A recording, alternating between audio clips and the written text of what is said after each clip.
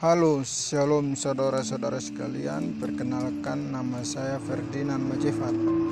Di sini saya akan bercerita sedikit tentang praktik okultisme. Praktik okultisme adalah istilah yang merujuk pada praktik kepercayaan atau studi tentang hal-hal yang bersifat rahasia, tersembunyi atau mistis, seringkali terkait dengan kekuatan supranatural, magis ataupun spiritual. Nah, kali ini saya akan bercerita tentang praktik okultisme yang saat ini masih dilakukan di Papua atau biasanya dikenal dengan istilah Swange. Jadi saudara-saudara, Swange merupakan sebutan untuk sesuatu yang berkaitan dengan praktik ilmu hitam yang saat ini masih dilestarikan di hampir seluruh daerah Papua. Swange merupakan hantu yang jahat atau dukun yang bekerja dengan pertolongan makhluk halus. Di Papua, Swange dipercaya sebagai makhluk gaib menyeramkan yang dapat berubah wujud dan bisa terbang. Biasanya seseorang yang terkena Swange akan mengalami kesurupan. Jika tidak segera ditangani, akan berakibat fatal, bahkan bisa menyebabkan kematian. Swange diketahui bisa berubah wujud menjadi binatang apa saja agar lebih mudah memasuki tempat tinggal korbannya.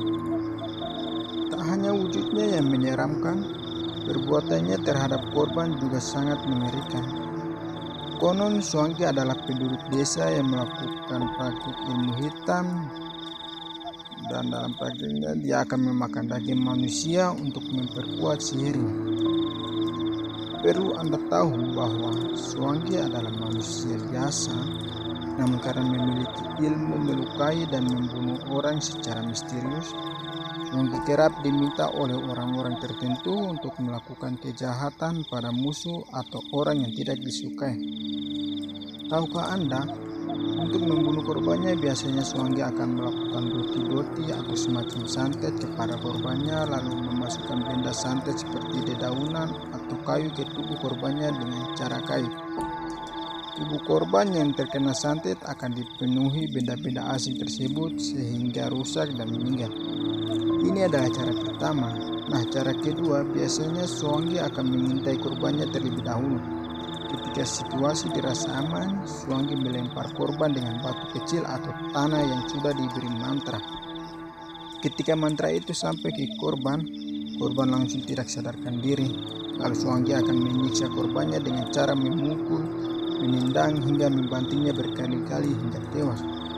Kemudian Swange biasanya membangkitkan kembali korban yang dibunuh guna menutupi kejahatannya. Korban lalu akan mati sekali lagi di depan orang lain dengan cara wajar, misalnya kecelakaan, terjatuh, dan lain-lain. Perlu diketahui bahwa praktik okultisme sangatlah bertentangan dengan iman Kristen ya saudara-saudara. Karena hal tersebut bertentangan, bahkan orang yang melakukan hal tersebut bisa dikatakan membangkang terhadap Allah. Nah, sesuai dengan firman Allah terdapat dalam beberapa ayat dalam Alkitab yang melarang praktik okultisme seperti